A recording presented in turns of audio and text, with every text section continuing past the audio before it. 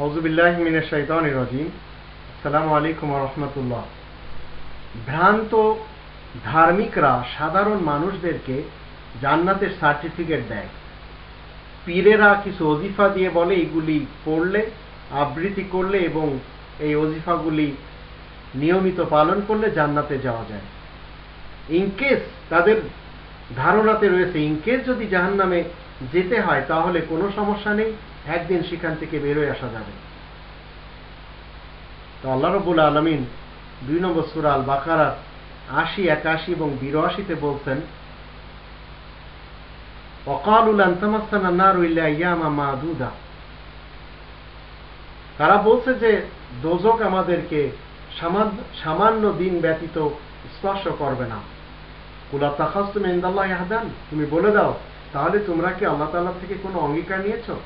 ফালা ইউখলিফুল্লাহু আহদা, যে আল্লাহ তার ওয়াদা খিলাফ করবেন না। আম তাকুলুনা আলাল্লাহি মা লা তা'লামুন, না তোমরা জেনে শুনে আল্লাহ তাআলার ব্যাপারে এমন কিছু কথা বলে যাচ্ছ যেটা বলা উচিত না। বালা মান কাসাবা সাইয়্যাতান, বরঞ্চ যে ব্যক্তি গুনাহ কামাই করবে, আহাতাত বি খাতিয়াতুহু, তার গুনাহ তাকে ঘিরে ধরবে। ফাউলাইকা আসহাবুন নার, এই লোকগুলি যাবে জাহান্নামে। হুম ফিহা খালিদুন, সেখানে চিরকাল তারা থাকবে।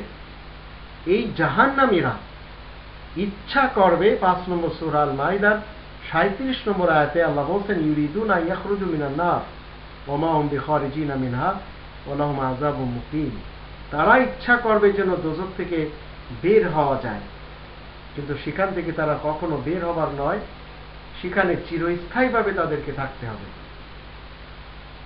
এখন ভ্রান্ত মুসলমানদের যে খেয়ালি জান্নাত, সেখানে যারা যাচ্ছেন, প্রকৃতপক্ষে একটু কোরআনের আয়াত দিয়ে যদি চেক করে নেওয়া হয় তাহলে দেখা যাচ্ছে সেটা তাদের খেয়ালি জান্নাত, সেটা অরিজিনাল জাহান্নাম।